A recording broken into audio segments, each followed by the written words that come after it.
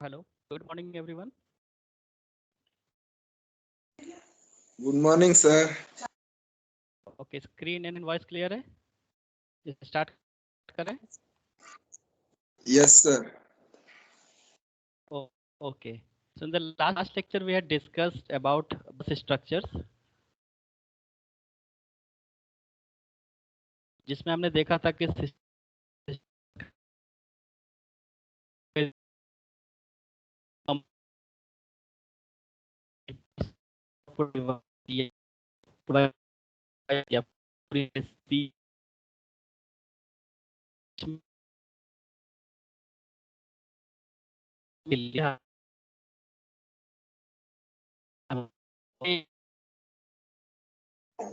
Hello sir. इस of lines use होती, उन नंबर ऑफ लाइंस में हम कुछ लाइनों को कंट्रोल लाइंस कहते हैं, कुछ लाइनों को हम डेटा लाइंस बोलते हैं और कुछ लाइनों को हम एड्रेस लाइंस बोलते हैं। जितनी भी लाइन आप डिसाइड करते हो कि ये कंट्रोल करने का काम करेगी, उसको हम कंट्रोल बस का नाम देते हैं। और कुछ लाइनों को हम डेटा लाइंस की जैसे ट्रीट करते हैं, जिसमें हम डेटा की अपलोडिंग करते हैं, तो उसको हम नाम दे देते हैं data bus. And some lines are selected for address, so we call it address line, address bus. So last में लेक्चर मैंने एग्जांपल लिया था कि सपोज हमारे पास केबल है जिसको हम बस सिस्टम कहते हैं और उसके अंदर 40 टोटल नंबर ऑफ लाइंस है। सो 10 लाइंस हमने सेलेक्ट की थी एज अ कंट्रोल बस के जैसे, उसमें से 15 लाइंस को हमने सिलेक्ट किया था डेटा बस के जैसे, एंड 15 लाइन सेलेक्ट की थी हमने एड्रेस बस के जैसे।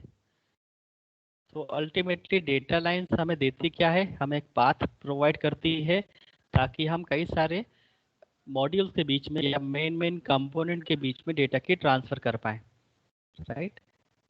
और इससे भी हमें ये भी पता चला था कि इसी से परफॉर्मेंस मेजरमेंट होती है कि अगर किसी भी कंप्यूटर आर्किटेक्चर में या लेटेस्ट आप यदि कोई कंप्यूटर कॉन्फ़िगर करते हो, मदरबोर्ड कॉन्फ़िगर करते हो और उसमें अगर सिस्टम बस मैक्सिमम बिट की है तो उसकी परफॉर्मेंस भी ज़्यादा होगी। तो 16 बिट की अगर डेटा बस है, 32 बिट्स, 64 बिट, 128 बिट, तो ये जो बस सिस्टम है मैक्सिमम जितनी ज़्यादा बिट का होगा उतनी ज़्यादा बिट्स एक साथ ट्रैवल कर सकती है, उससे थ्रूपुट बढ़ जाएगा। यदि हमारे पास इंस्ट्रक्शन स्पीडली आ जाएगा, कंप्लीट इंस्ट्रक्शन एक साथ आएगा, तो सीपीयू उसे स्पीडली प्रोसेस कर पाएगा। तो इसी से हमने कहा था कि सिस्टम की परफॉर्मेंस भी डिपेंड करती है सिस्टम बस पे। सिस्टम बस जितनी ज़्यादा बिट को ट्रेवल करती है उतनी ही हाई परफॉर्मेंस उस सिस्टम बस की या उस पर्टिकुलर सिस्टम की रहेगी।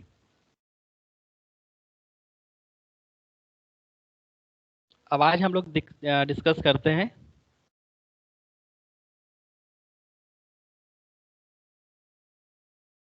Controls line. डेटा लाइंस हम लोग देख चुके हैं, address lines we already discussed.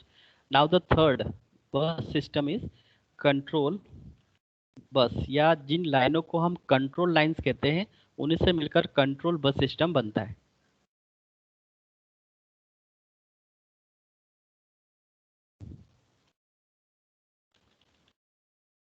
They are used to control the access to the address bus and data bus, and also monitor their use. As far as the name suggests, control lines, इसका मतलब है कि ये control करने का काम करती है। अब किस तरह के टास्क को ये कंट्रोल करेगा ये बात समझ आनी चाहिए। So they are used to control the access to the address bus and data bus. क्योंकि कोई भी इनपुट आउटपुट मॉड्यूल या सपोज मेमोरी या सपोज सीपीयू, ये तीन हमारे मेजर कंपोनेंट्स हैं। इन तीनों मेजर कंपोनेंट में से कोई भी एक कंपोनेंट अगर डेटा ट्रांसफ़र करना स्टार्ट करता है तो एड्रेस बस और डेटा बस को वो एक्सेस करने का ट्राई करेगा। तो हमें ध्यान ये रखना होता है कि एक से ज़्यादा एक साथ डेटा बस या एड्रेस बस को सिलेक्ट ना करें। यदि मल्टीपल कंपोनेंट एक साथ डेटा बस को या एड्रेस बस को सिलेक्ट कर लेते हैं तो कहीं ना कहीं डेटा कन्फ्लिक्शन का डर रहेगा, हमारा डेटा गार्बल्ड हो सकता है। तो ये इंश्योर करता है कंट्रोल लाइंस की proper data, valid data data bus पे लोड हुआ है या नहीं, वैलिड एड्रेस एड्रेस बस पे लोड हुआ है या नहीं, किस कंपोनेंट ने रिक्वेस्ट करी है, तो उन सबको मॉनिटर करने का काम कंट्रोल लाइंस करती है। राइट, डेटा को डेटा बस पे लोड करना, वैलिडिटी चेक करना, जिस कंपोनेंट ने उसको कॉल किया है उस कंपोनेंट की वैलिडिटी चेक करना, क्योंकि हर बार प्राइमरी मेमोरी में भी बहुत ज़्यादा समय तक डेटा नहीं रहता, उसी एड्रेस पर वो डेटा ज़्यादा समय तक नहीं रहता, क्योंकि मेमोरी की लोकेशन डेटा स्ट्रक्चर के बेस पर बदलती रहती है। राइट, तो ये इंश्योर करना बहुत ज़रूरी होता है कि जिस डेटा स्ट्रक्चर को हम प्राइमरी मेमोरी से एक्सेस करने वाले हैं और जिसके लिए हमने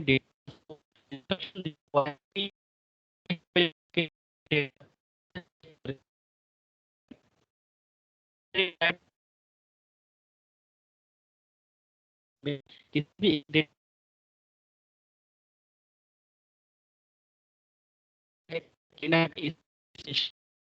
तो,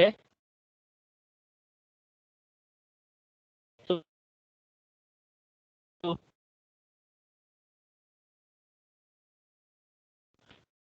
तो,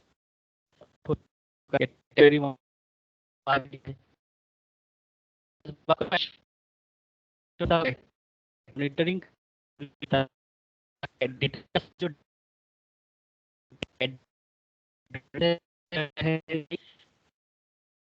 से कोई कंपोनेंट ही उस पुश कर रहा है, एक्सेस जो access है वो है, ये भी एड्रेस को है नहीं, केस हमारे पास एक बस होनी जरूरी है, क्योंकि डेटा को ट्रेवल हुआ है, डेटा को एड्रेस कम एड्रेस दोनों को कंट्रोल करने का काम करती है। और ये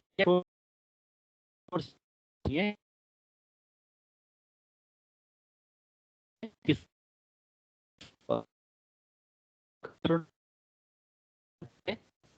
डेटा लिए। Hello sir.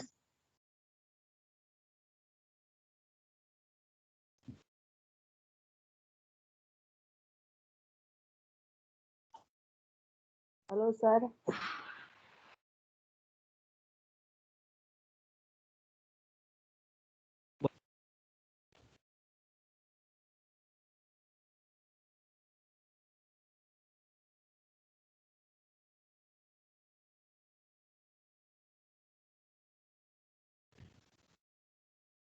क्या है?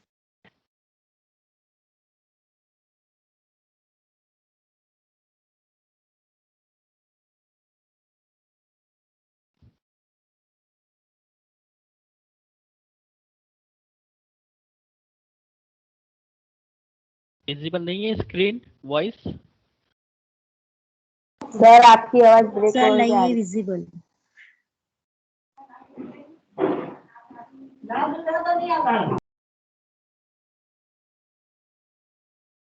अभी विजिबल है स्क्रीन?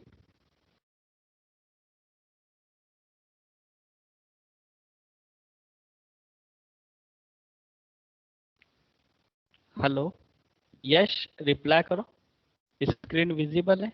नहीं सर, नहीं। Yes sir. Yes sir. Yes sir. Okay, all right. Audio clear है मेरा? सर बीच बीच में आवाज ब्रेक हो रही है। हाँ यस हाँ, बीच बीच में क्या नेटवर्क के इशू होगा, बाकी अभी क्लियर आ रही है? Yes sir.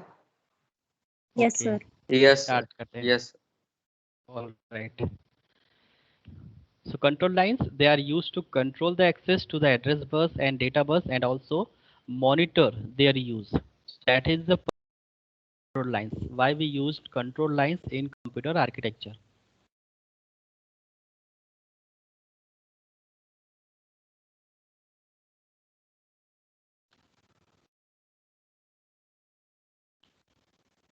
अब हम कंट्रोल लाइंस को क्यों यूज करें?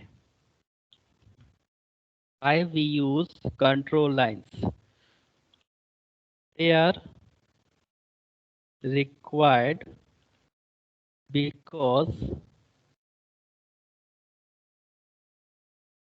address bus and data bus are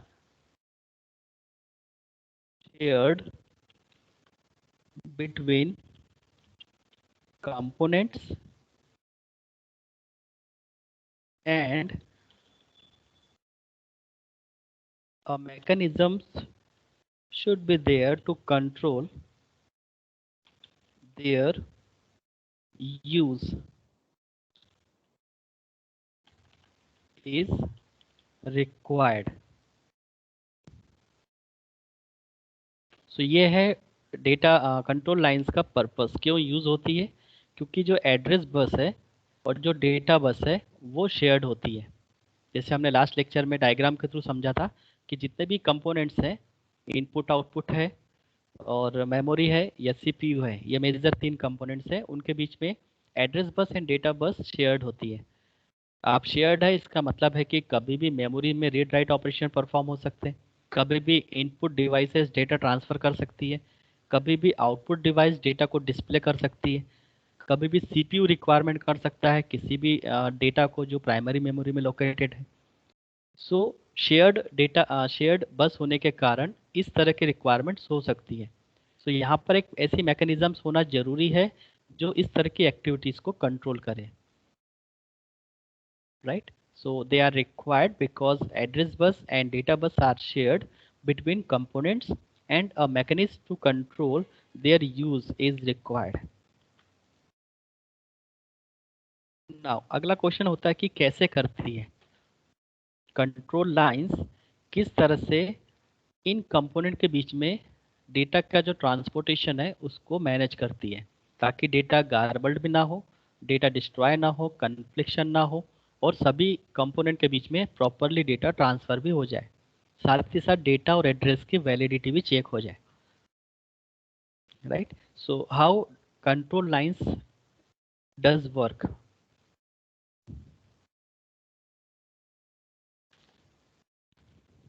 generates control signals. So control lines generates control signals to monitor all the activities, right? So generate control signals और यहाँ पे जो कंट्रोल सिग्नल जनरेट होते हैं that will be 2 types.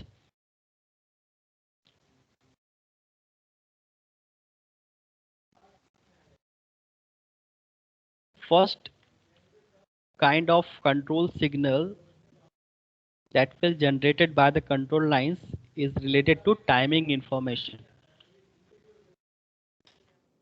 and second one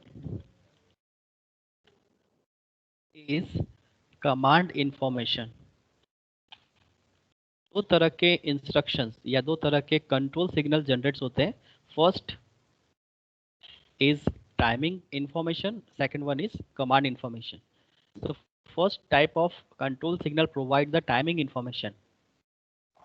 for example यदि हमें किसी primary memory से रीड या राइट ऑपरेशन परफॉर्म करना है तो वो रीड राइट ऑपरेशन कितने टाइम के लिए वैलिड है that will be understand by the timing information signal. इसके लिए कंट्रोल सिग्नल जनरेट होगा. और दूसरा है किस तरह के ऑपरेशन परफॉर्म करने हैं. कमांड इंफॉर्मेशन से हमें ये पता चलेगा कि किस तरह के ऑपरेशन परफॉर्म करने हैं और टाइमिंग इंफॉर्मेशन हमें ये बताता है कि कितने टाइम तक उसकी वैलिडिटी है. जैसे मैं आपको बताया कि प्राइमरी मेमोरी में डेटा कंटिन्यूसली स्वेप इन स्वेप आउट होता रहता है क्योंकि उसकी लोकेशन, उसकी जो एड्रेसेस है वो लिमिटेड है. सो लिमिटेड होने के कारण डेटा की स्वेपिंग हमें करनी पड़ती है. जैसे आप कई बार गेम खेलते हो तो गेम की साइज़ गीगाबाइट में होती है, उसकी हर एक स्टेप मेमोरी का काफ़ी लोकेशंस एंगेज करती है. तो वहाँ पर हमें ज़रूरी होता है कि वन बाय वन हम एक एक स्टेप को लोड करें और एक एक स्टेप में गेम खेलें. और आपने देखा भी होगा loading step number 1, loading step number 2, इस तरह से होता है. सो पहली स्टेप जब लोड हो जाती है यूज़र उसको प्ले कर लेता है, फिर वन स्टेप प्राइमरी मेमोरी से हट जाती है, सेकंड स्टेप लोड हो जाती है. तो ऐसा इसलिए होता है क्योंकि प्राइमरी मेमोरी में साइज कम होती है और आपका जो गेम की साइज है वो काफ़ी बड़ी होती है। सो टाइमिंग इंफॉर्मेशन हमें बताता है उसकी वैलिडिटी, किस टाइम तक वो वैलिड होगा, और कमांड इंफॉर्मेशन हमें इस बात की इंफॉर्मेशन देता है कि कौन सा ऑपरेशन उस लोकेशन पे हमें परफॉर्म करना है। इसको कर लेते हैं properly. Timing signals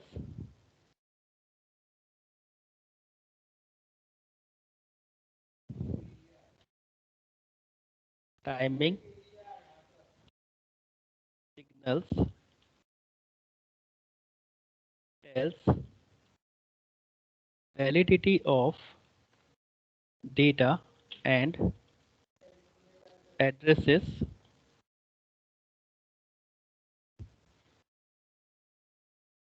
available on data bus and address bus। So timing information हमें बताता है कि जो डेटा बस पे डेटा लोड हुआ है वो वैलिड है या नहीं, कितने समय तक वो वैलिड होगा, और एड्रेस बस पे जो एड्रेस लोड हुआ है वो कितने समय तक वैलिड होगा। Second one, command information. So it specify the operations to be performed। उस लोकेशन पर या उस इनपुट आउटपुट डिवाइस के थ्रू क्या ऑपरेशन परफॉर्म होने वाला है, उसके लिए कंट्रोल सिग्नल जनरेट होती है जो कमांड की इंफॉर्मेशन हमें देता है। Specify the operations to be performed.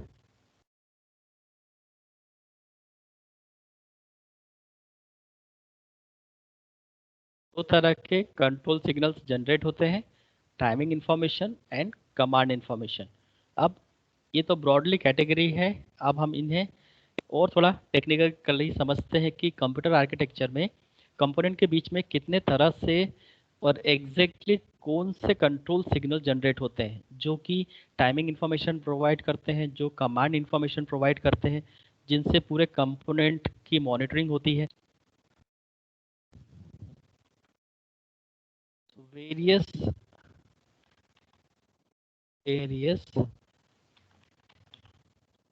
Types of control signal used in computer system.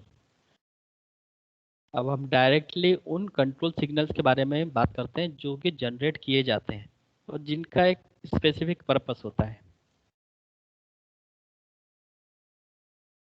First है control signal for memory write. So memory write एक ऐसा कंट्रोल सिग्नल है जिसका काम होता है डेटा को ट्रांसफर करना मेमोरी में। सो मेमोरी राइट कंट्रोल सिग्नल अगर एक्टिवेट होता है तो इसका क्लियर मीनिंग है कि डेटा को लोड करना है डेटा बस पर और उससे मेमोरी में ट्रांसफर करना है। सेकंड कंट्रोल सिग्नल होता है मेमोरी रीड।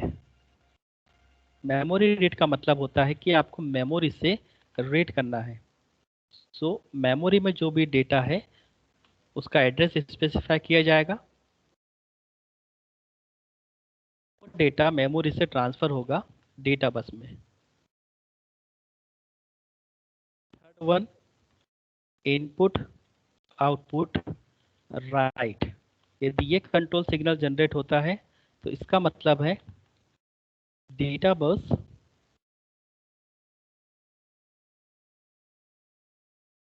पर जो भी डेटा है वो इनपुट आउटपुट पोर्ट से डेटा को ट्रांसफर कर देगा। इनपुट आउटपुट राइट का मतलब है कि किसी भी डिवाइस पर जाकर डेटा राइट होगा। सपोज आपने मॉनिटर पर कोई डेटा को राइट किया हुआ है, जैसे आप डेटा स्ट्रक्चर को प्रिंट कराते हो, सो वेरिएबल का डेस्टिनेशन मॉनिटर होता है। सो इनपुट आउटपुट राइट ऑपरेशन उस समय हमें एक्टिवेट करना होगा और ये कंट्रोल सिग्नल है। सो ये कंट्रोल सिग्नल करेगा क्या, डेटा बस पे जो भी डेटा है दैट मीन्स आपके प्रोग्रामिंग का डेटा स्ट्रक्चर, उनको ट्रांसफ़र कर देगा इनपुट आउटपुट पोर्ट में। दैट मीन्स मॉनिटर का जो स्पेसिफिक पोर्ट है उस पर वो ट्रांसफ़र कर देगा, तब जाकर आपका जो डेटा स्ट्रक्चर है या जो भी आपका जो रिजल्ट है प्रोग्राम का, वो रिजल्ट डिस्प्ले होता है मॉनिटर में। सो इनपुट आउटपुट राइट ये कंट्रोल सिग्नल है, जिसका काम होता है डेटा बस पर जो भी डेटा लोड है उसे ट्रांसपोर्ट करना है इनपुट आउटपुट पोर्ट पर। नेक्स्ट कंट्रोल सिग्नल होता है इनपुट आउटपुट रीड।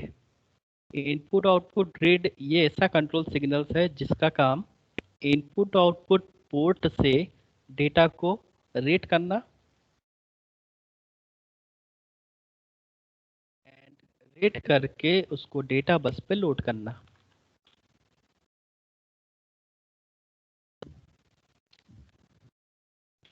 नेक्स्ट होता है ट्रांसफ़र एक्नॉलेजमेंट। ये भी एक कंट्रोल सिग्नल है, ट्रांसफ़र एक्नॉलेजमेंट, जिसका काम होता है इंडिकेट करना। It indicates success. वो डेटा के बारे में भी हो सकता है और एड्रेस के बारे में भी हो सकता है। तो यदि आपने डेटा ट्रांसफ़र किया है, अगर वो सक्सेसफुली ट्रांसफ़र हो जाता है तो you will get acknowledgement, transfer acknowledgement. जैसे आप मैसेज करते हो तो एक सक्सेसफुली डिलीवरी का मैसेज रिटर्न आता है, that is one kind of acknowledgement. So computer architecture में भी आप जब भी किसी कंपोनेंट के बीच में डेटा ट्रांसफ़र करते हैं, सो ट्रांसफ़र होने के बाद उसका सक्सेस का एक मैसेज आता है, वो भी एक कंट्रोल सिग्नल होता है जिसका नाम होता है transfer acknowledgement. Next control signal होता है बस रिक्वेस्ट। इस कंट्रोल सिग्नल से क्या होगा, सो हमें रिक्वेस्ट करनी होती है सबसे पहले, request to gain control of bus. जैसे बस सिस्टम कंप्लीटली शेयर्ड होता है कंपोनेंट के बीच में, तो आपको अगर डेटा ट्रांसफ़र करना है, लाइक सपोज मैं एज अ इनपुट मॉड्यूल हूँ कीबोर्ड, और मुझे अगर डेटा ट्रांसफ़र करना है मेमोरी में, तो इस काम को परफॉर्म करने के लिए मेरे पास बस सिस्टम होना ज़रूरी है। सो मुझे रिक्वायरमेंट है डेटा ट्रांसफ़र की, तो मुझे रिक्वायरमेंट होनी चाहिए डेटा बस की, और डेटा बस डायरेक्टली मेरे पास नहीं अवेलेबल है, मुझे रिक्वेस्ट करना होता है। तो अगर मुझे लाइनों को सिलेक्ट करना है या उस पूरे सिस्टम बस में से डेटा बस को एक्सेस करना है, तो सबसे पहले मुझे रिक्वेस्ट करनी होती है, राइट। सो किसी भी बस को कंट्रोल लेने में या किसी भी बस की एक्सेसिंग में स्टार्टिंग होती है रिक्वेस्ट से। रिक्वेस्ट होने के बाद आपको वो पर्टिकुलर बस की जो लाइंस है वो एक्सेस करने की परमिशन मिलती है। फिर आप उस लाइनों पर अपना डेटा लोड करते हो और उसको इस एड्रेस स्पेसिफाई करते हो, और फिर जब वो डेटा उस पर्टिकुलर एड्रेस पर जाकर लोड होता है। सो बस रिक्वेस्ट एक ऐसा कंट्रोल सिग्नल्स होता है जिसका काम होता है request to gain control of the bus. Next control signal होता है बस ग्रांट। सो यदि आप बस की रिक्वेस्ट करते हो तो बस आपको ग्रांट भी होनी चाहिए। सो बस grant control granted, that means जो भी बस की रिक्वायरमेंट आपने की थी, रिक्वेस्ट की थी, वो आपको एलोकेट हो गई। अब आप जो भी आपको ट्रांसफ़र करना है, आप जो भी डेटा ट्रांसफ़र करना चाहते हैं, आपके पास ऑलरेडी बफर में बाइनरी डेटा होगा, आप उसको डेटा बस पे लोड करिए और डेटा ट्रांसफ़र कीजिए। सो बस ग्रांट कंट्रोल सिग्नल्स ऐसे कंट्रोल सिग्नल्स होते हैं जो बस को ग्रांट करवाते हैं, राइट। Control granted. नेक्स्ट है इंटरप्ट रिक्वेस्ट। इंटरप्ट रिक्वेस्ट ये भी एक तरह के कंट्रोल सिग्नल्स होते हैं जो ये इस बात की इंफॉर्मेशन देते हैं कि कौन कौन से इंटरप्ट पेंडिंग है। अब यहाँ पे इंटरप्ट को समझना होता है, जैसे प्रोग्राम के एग्जीक्यूशन को ब्रेक करने वाले स्टेटमेंट इंटरप्ट कहलाते हैं। यदि अपन इसको टेक्निकल टर्म्स में समझे कि आप कोई प्रोग्राम को एग्जीक्यूट कर रहे थे, बट बीच में कुछ हाई प्रायोरिटी के टास्क आ गई, उस हाई प्रायोरिटी के टास्क ने आपके प्रोग्राम के एग्जीक्यूशन को कुछ समय के लिए सस्पेंड कर दिया या हॉल्ट पे रख दिया, राइट। ऐसे प्रोग्राम को या ऐसे प्रोसीजर को हम कहते हैं इंटरप्ट, जो प्रोग्राम के सीक्वेंस को ब्रेक करें। सो इंटरप्ट भी एक तरह के प्रोग्राम्स है, it is a one kind of program that break the sequence of execution. और ये इसलिए जनरेट होते हैं क्योंकि इनको फोर्सफुली जनरेट किया जाता है। जैसे आप कुछ कीबोर्ड के कॉम्बिनेशंस को प्रेस करके भी आप इंटरप्ट जनरेट करवा सकते हैं। जैसे आप कई बार सिस्टम आपका हैंग हो जाता है, आपका माउस का मूवमेंट नहीं होता है, कीबोर्ड की बटनें काम नहीं करती है, तब आप क्या करते हैं, आप कंट्रोल अल्टर प्लस डिलीट, आप ये 3 की का कॉम्बिनेशन प्रेस करके एक नॉन मास्केबल इंटरप्ट जनरेट कर देते हैं, जो कि हाई प्रायोरिटी का होता है। उसको प्रायोरिटी मिलती ही है, उसको एक्शन में आना ही होता है, और वो डायरेक्टली आपकी सभी एप्लीकेशंस को बैकग्राउंड में लेकर एक टास्क मैनेजर स्टार्ट कर देता है। और वो टास्क मैनेजर में आप जिस प्रोसेस को किल करना चाहते हो या उसको एंड टास्क करना चाहते हो, आप आसानी से उसको सिलेक्ट करके एंड टास्क कर सकते हो, जिसके कारण आपके पीसी हैंग हुआ है। सो कुछ ऐसे इंटरप्ट होते हैं जिनको हम तुरंत सर्विस देना प्रोवाइड करते हैं, तुरंत हमें सर्विस मिलती है। और कुछ ऐसे इंटरप्ट होते हैं जिनको हम डिले कर सकते हैं। तो यहाँ पर इंटरप्ट समझना होता है कि इंटरप्ट ऐसे प्रोग्राम्स होते हैं जो प्रोग्राम के एग्जीक्यूशन के सीक्वेंस को ब्रेक करते हैं। और ये दो तरह के होते हैं, मास्केबल भी हो सकते हैं, नॉन मास्केबल भी हो सकते हैं। मास्केबल इंटरप्ट वो इंटरप्ट होंगे जिनको हम सर्विस देने में डिले कर सकते हैं। जैसे उसकी प्रायोरिटी कम होगी तो हम उसको बाद में सर्विस दे सकते हैं। बट कुछ ऐसे नॉन मास्केबल इंटरप्ट होते हैं जिनको हमें तुरंत सर्विस देना होता है। सो इस इंटरप्ट में भी, क्योंकि कई बार हमारे प्रोग्राम्स बीच में रुके होते हैं, कुछ पेंडिंग होते हैं, उन पेंडिंग इंटरप्ट को कंप्लीट करने के लिए ये रिक्वेस्ट की जाती है, इंटरप्ट रिक्वेस्ट। तो ये भी एक तरह का कंट्रोल सिग्नल है, इंटरप्ट रिक्वेस्ट, जो परफॉर्म करता है उन सभी पेंडिंग इंटरप्ट को सॉल्व करना। और फिर जैसे जैसे इंटरप्ट सॉल्व होते चले जाते हैं, उनका एक्नॉलेजमेंट भी आता है। So next control signal is interrupt acknowledgement. Pending interrupt recognize. तो जो जो इंटरप्ट पेंडिंग थे उन सबको सॉल्व करके उनके बारे में रिकॉग्नाइज करवाना।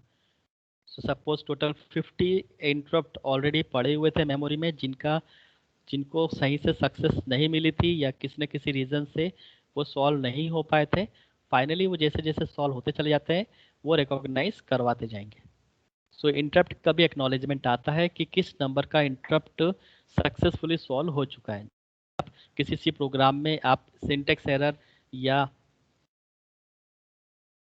आप किसी के प्रोग्राम के आप एरर को सॉल्व करते हैं, चाहे वो ग्रामेटिकल हो या सिंटेटिकल हो, जैसे से आपके प्रोग्राम में एरर सॉल्व होती चली जाती है, वहाँ से एरर का नोटिफिकेशन हटता चला जाता है। इसी तरह से प्रोग्राम के एग्जीक्यूशन में भी या कंपोनेंट के बीच में डेटा ट्रांसफ़र जब होता है, तब कई सारे इंटरप्ट भी जनरेट होते हैं। कई बार आप मल्टीपल एप्लीकेशंस चलाते हैं तो भी कई सारे इंटरप्ट जनरेट होते हैं। आपको कभी ना कभी एक एप्लीकेशंस को बंद करना होता है, उस इंटरप्ट मिलती है, तब जाकर फिर आप अपना काम कर पाते हैं। सो इस तरह से इंटरप्ट भी कई सारे जनरेट होते हैं, इनका भी एक प्रॉपर सीक्वेंस होता है, कुछ पेंडिंग होते हैं, कुछ सक्सेस होते हैं। सो पेंडिंग इंटरप्ट जब सॉल्व होगा, उसके बारे में भी एक्नॉलेजमेंट जनरेट होता है। तो उसके लिए कंट्रोल लाइन्स यूज होती है जिसका नाम है interrupt acknowledgement. Next control signal है क्लॉक, जो बहुत इंपॉर्टेंट रोल प्ले करती है सिंक्रोनाइजेशन ऑफ ऑपरेशंस। जितने भी ऑपरेशंस आपके कंप्यूटर सिस्टम में चल रहे होते हैं, वो सभी सिंक्रोनाइज होते हैं। आपने देखा होगा, आप यदि एक छोटी सी फाइल भी क्रिएट करते हैं, सो वो फाइल जब सेव होती है तो उसमें टाइमिंग सेट होती है, लास्ट कब मॉडिफाइड हुई थी। यदि आपने 1 महीने बाद भी अगर वो फाइल ओपन की है और उस फाइल में यदि आपने कैरेक्टर भी लिखा है, तो उसका भी रिकॉर्ड सिस्टम के पास होता है, राइट। साथ ही साथ आप कोई भी एल्गोरिथम चलाते हो, कोई प्रोग्राम चलाते हो, तो उसने कितना टाइम लिया एग्जीक्यूशन में, कितने नैनो सेकेंड उसने एग्जीक्यूशन में लिए वो भी आपको कैलकुलेट करके बताता है, राइट। तो इस तरह का जो कैलकुलेशंस है इसको कहा जाता है सिंक्रोनाइजेशन। तो अगर आपकी कंप्यूटर में जितनी भी एक्टिविटीज चल रही है उन सभी एक्टिविटीज के पीछे कोई क्लॉक लगी हुई हो, राइट, तो उस क्लॉक के बेस पर वो टाइम कैलकुलेट कर लेता है कि इस एक्टिविटी को परफॉर्म करने में या इस ऑपरेशन को परफॉर्म करने में कितना टाइम लगा। इसको कहा जाता है सिंक्रोनाइजेशन ऑफ ऑपरेशंस। साथ ही साथ मल्टीपल ऑपरेशंस एक साथ परफॉर्म होते हैं तो उन ऑपरेशंस का सीक्वेंस भी जरूरी है। जैसे हमने सपोज प्रिंटिंग की, हमने सपोज 10 जॉब प्रोवाइड की है प्रिंटर को, तो वहाँ पे सिंक्रोनाइजेशन का मीनिंग क्या होगा कि जिस ऑर्डर में जॉब पहुंची है प्रिंटर के पास उसके बफर में, उसी ऑर्डर में प्रिंट निकलने चाहिए, राइट। जॉब नंबर 1 2 3 4 इस तरह से ऑर्डर में अगर जॉब बफर में पहुंची है तो उसी ऑर्डर में प्रिंट निकलना चाहिए। पेज डिस्टर्ब, तो इसी को कहा जाता है सिंक्रोनाइजेशन ऑफ ऑपरेशंस। तो इसके लिए जो कंट्रोल सिग्नल जनरेट होता है उसका नाम होता है क्लॉक। एंड लास्ट है रिसेट। रिसेट का काम होता है इनिशियलाइजेशन करना किसी भी मॉड्यूल्स को।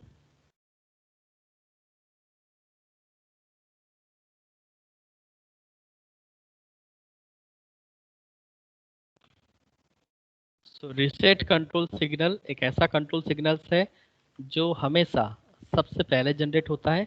कोई भी कंपोनेंट अगर डेटा ट्रांसफर करने में इंटरेस्टेड है, राइट, सपोज मेमोरी अपना डेटा ट्रांसफर करना चाहती है सीपीयू में, सो मेमोरी टू सीपीयू जब भी डेटा ट्रांसफर होगा उससे पहले मेमोरी और सीपीयू दोनों इनिशियलाइज जरूर होंगे ताकि अपडेटेड डेटा उनके पास बफर में पहुंचे। अदरवाइज उनके पास हो सकता है प्रीवियसली कोई भी कैलकुलेशन का डेटा पड़ा हो, राइट, तो उनको इनिशियलाइज करना जरूरी होता है। इनिशियलाइज करने का मीनिंग होता है कि उनके रजिस्टर में सभी सेल्स जीरो से सेट हो जाती है।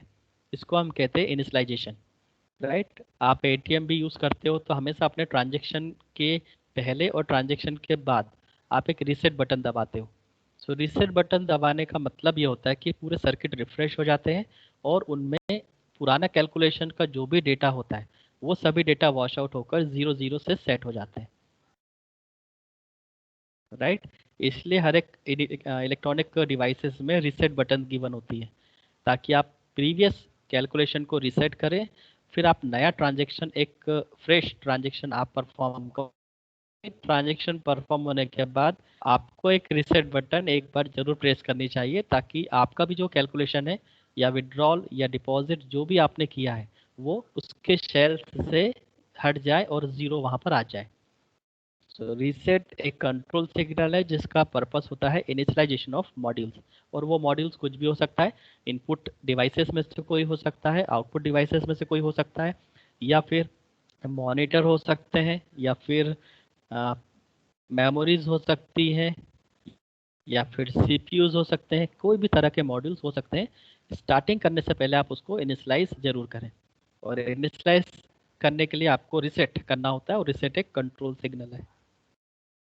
तो ये थे कुछ मेजर कंट्रोल सिग्नल्स जिनको कंप्यूटर सिस्टम में यूज किया जाता है अलग अलग तरह के टास्क को परफॉर्म करने के लिए।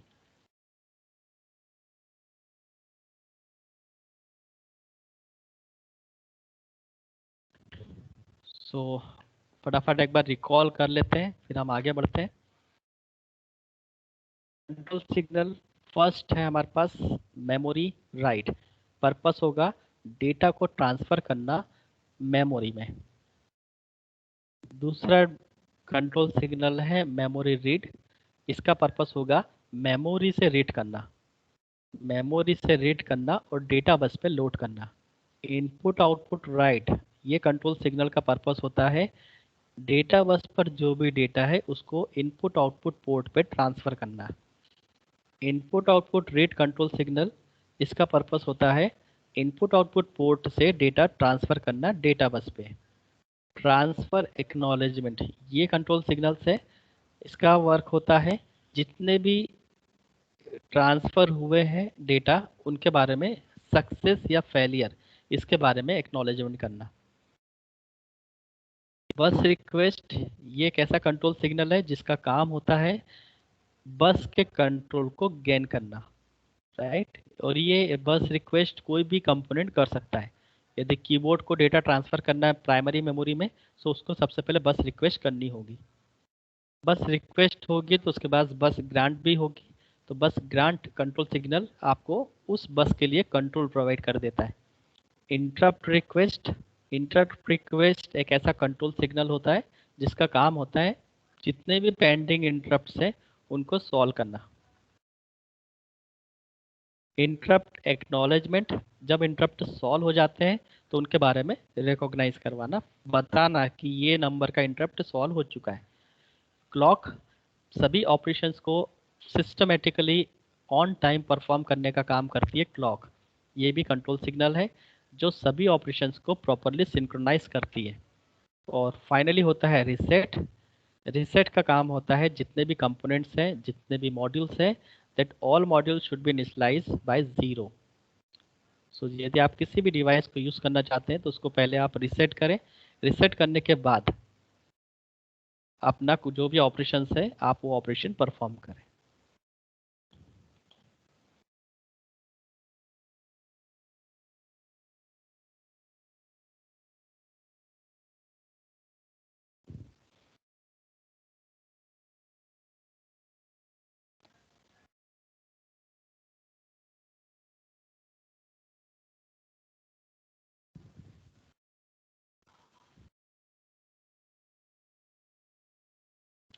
ना इसके अलावा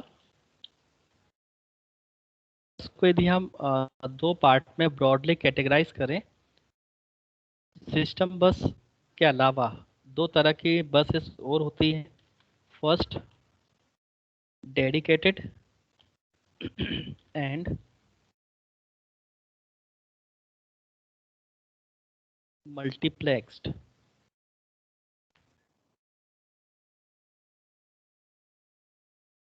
तो इसके बारे में भी हम डेफिनेशन देख लेते हैं। इसके बारे में ज़्यादा डिटेल में नहीं जाएंगे क्योंकि इम्पोर्टेंट जो था वो था सिस्टम बस, डेटा बस, एड्रेस बस और control bus.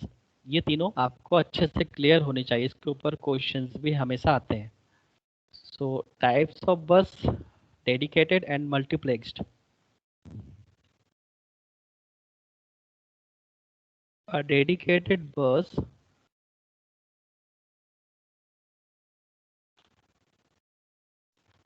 is permanently assigned either to a particular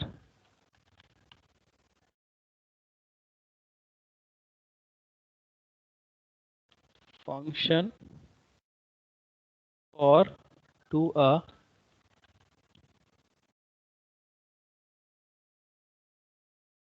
physical subset of computer component।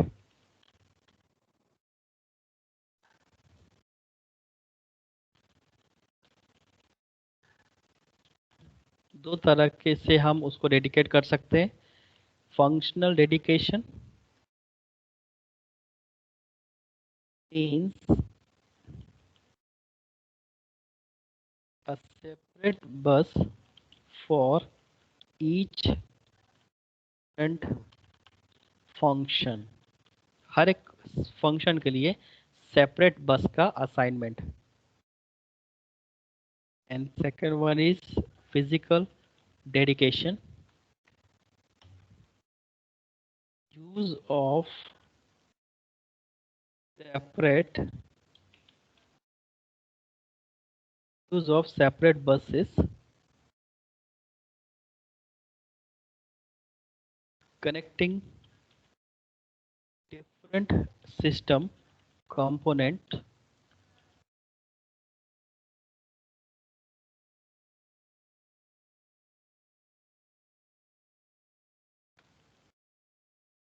now advantages।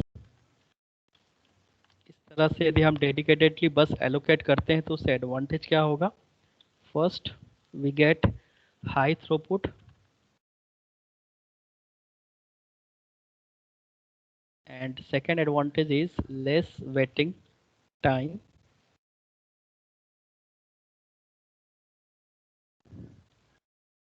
एक डिसएडवांटेज भी होगा,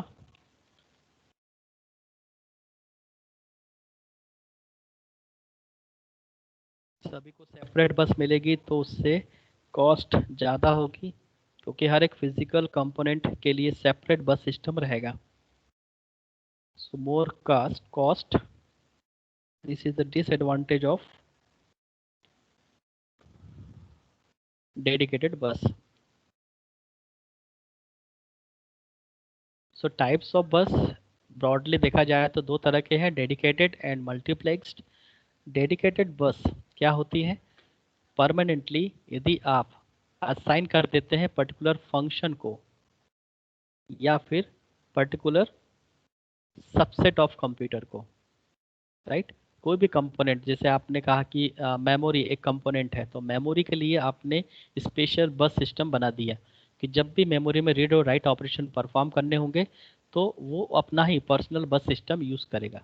जैसे आप पर्सनली आप व्हीकल लेते हो, राइट, तो आपको जब भी कहीं जाना होता है आप अपने पर्सनल व्हीकल से जाते हो, तो उसकी जो कॉस्ट है वो कहीं ना कहीं बढ़ जाती है. आपको पर्सनल व्हीकल के ऊपर पैसा लगाना होता है, आपको परचेस करना होता है, तब जाकर आप अपना पर्सनली डेटा ट्रांसपोर्ट कर सकते हैं या पर्सनली आप आना जाना कर सकते हैं. वही चीज़ यदि आप गवर्नमेंट की जो बसेस हैं उसमें करते हो तो आपको कम कॉस्ट में हो जाता है, क्योंकि वो शेयर्ड मोड पर है. तो दो तरह से हम इस तरह से एलोकेट कर सकते हैं, एक होता है फंक्शनली, फंक्शन के बेस पर, और एक होता है डायरेक्टली फिजिकल के बेस पर. सो फंक्शन डेडिकेशन क्या बताता है? Means a separate bus for each different function, functionally base पर. सो फंक्शन के बेस पर यदि आप बस को सेपरेट कर लेते हो तो उसका नाम हो जाता है फंक्शनल डेडिकेशन, या फिर आप बसेस को अलग अलग कंपोनेंट पर फिजिकली आप उसको डेडिकेटेड कर दो. ऐसा करने से एडवांटेज भी बनते हैं, थ्रूपुट बढ़ जाता है, लेस वेटिंग टाइम होता है, आपको बस का कंट्रोल लेने में या बस को एक्सेस करने में आपको वेट नहीं करना होता है, राइट. और साथ ही साथ इसका डिसएडवांटेज भी है. एडवांटेज इसका एक ही होता है, मोर कॉस्ट.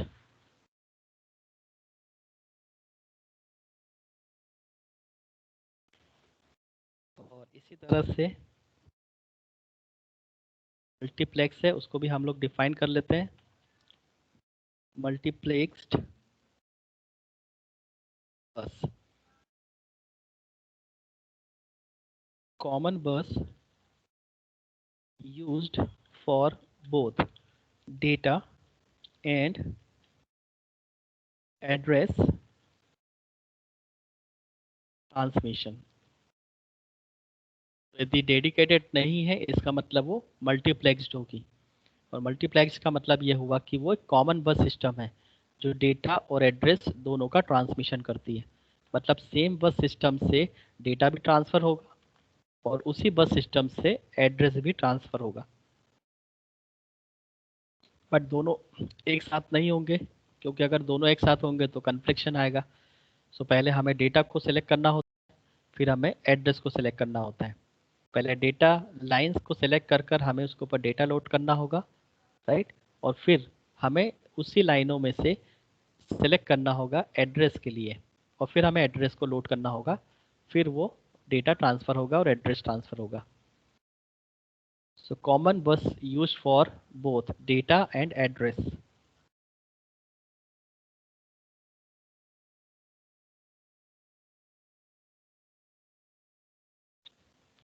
इसके अंदर एक कंट्रोल लाइंस प्रेजेंट होती है.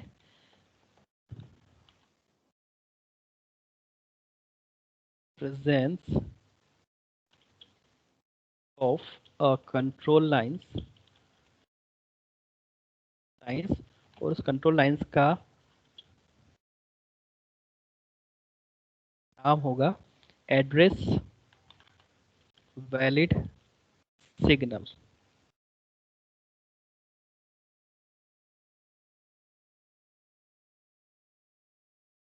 नाउ मल्टीप्लेक्स्ड बस काम कैसे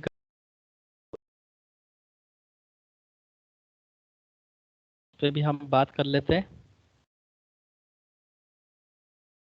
activate address valid control line. इस address on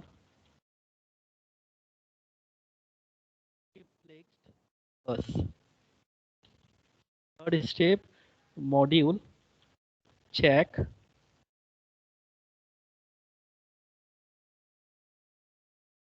if the address refers them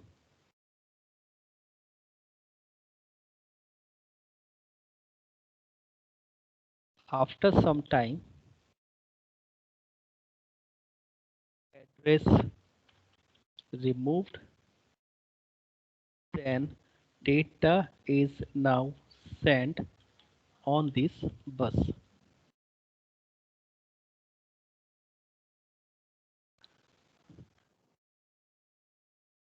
इसके कुछ एडवांटेज भी है।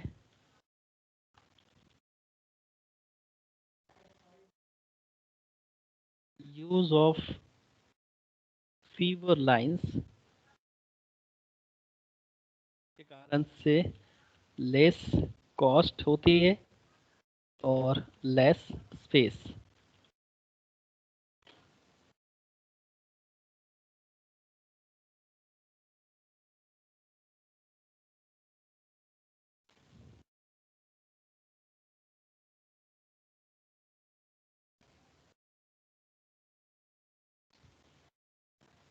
साथ ही साथ इसका डिसएडवांटेज भी रहेगा क्योंकि ये शेयर्ड है, मल्टीप्लेक्स्ड है।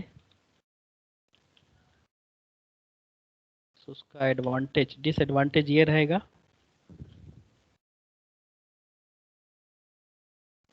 परफॉर्मेंस रिड्यूस हो जाएगी और थोड़ा कॉम्प्लेक्स हो जाएगा।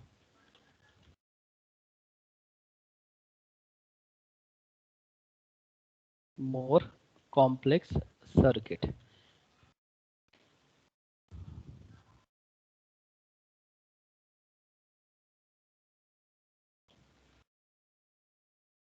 So multiplexed bus, common bus used for both data and address। क्योंकि मल्टीप्लेक्स्ड है इसका मतलब ये हुआ कि कॉमन लाइनें हैं, उस कॉमन लाइनों में ही आपको सिलेक्ट करना है कब कौन सी लाइन डेटा ट्रांसफ़र करेगी और कब कौन सी लाइन एड्रेस ट्रांसफ़र करेगी। सो डेटा और एड्रेस ट्रांसमिशन के लिए आपके पास कॉमन बस होगी। Second, presence of a control lines. उस कंट्रोल लाइन्स का मतलब नाम है एड्रेस वैलिड सिग्नल। कैसे काम करती है? फर्स्ट स्टेप में activate address valid control line सबसे पहले एक्टिवेट करेगी। Second, place address on multiplex बस। उस मल्टीप्लेक्स्ड बस पर लाइनों को सिलेक्ट करके उसके ऊपर एड्रेस को पुट करेगी। Module check if the address refers them. Module को चेक किया जाएगा कि जिस एड्रेस को एड्रेस बस पे लोड किया गया है वो एड्रेस वैलिड है या नहीं। राइट, उस मॉड्यूल में वही डेटा या उस एड्रेस वो एड्रेस है या नहीं। जैसे मेमोरी में यदि हमें कोई राइट ऑपरेशन परफॉर्म करना है तो पहले उस लोकेशन को रेफर कर लो, एंश्योर कर लो कि वो लोकेशन है या नहीं खाली। अगर वो लोकेशन एम्प्टी है तो ही हम वहाँ पाएंगे। So module check if the address refers them, then after some time address removed. जब डेटा प्रॉपर ट्रांसफ़र हो जाए, मेमोरी में राइट ऑपरेशन हो चुका है, तो मल्टीप्लेक्स बसेस की लाइनों पर जो बाइनरी डेटा था जो एड्रेस को रेफर कर रहा था उसको हम रिमूव कर देंगे। और इस तरह से डेटा जब सेंड हो जाता है, data is now send on this बस, उसके बाद उसके ऊपर डेटा हम सेंड कर देंगे। Advantage use of fewer lines. कुछ लाइनों को यूज़ करता है, जैसे 40 लाइन्स से मिलकर पूरा सिस्टम बस बना हुआ है तो पूरा 40 लाइन्स एक साथ यूज़ नहीं होगा। उसमें से कुछ लाइनें सिलेक्ट होगी डेटा बस के लिए, कुछ लाइनें सिलेक्ट होती है एड्रेस बस के लिए, और ये 1 बाय 1 होता है। तो आपको टोटल पूरी लाइनें एक साथ सिलेक्ट नहीं करना होता है, इसलिए use of fewer lines.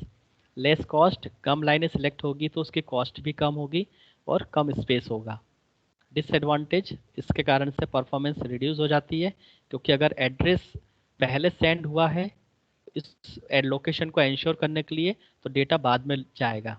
Data बाद में लोड होगा, तो इस कारण से परफॉर्मेंस रिड्यूस हो जाएगी। और दोनों चीज़ें कॉम्प्लेक्स है, एक ही बस सिस्टम से हमें कॉमनली काम करना पड़ रहा है, तो वहाँ पे सर्किट थोड़ा कॉम्प्लेक्स होगा। तो ये था कंटेंट आज के लेक्चर का, आई होप आपको क्लियर हुआ होगा। बस स्ट्रक्चर, बस सिस्टम, बस में जो जो बसेस इन्वॉल्व होती है, control buses, data bus, address bus, साथ ही साथ डेडिकेटेड और मल्टीप्लेक्स। तो इतना कंटेंट आपको तैयार करना है बस स्ट्रक्चर के अंदर।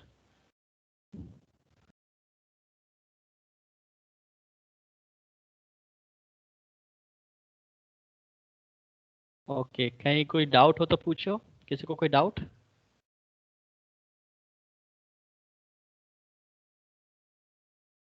No sir.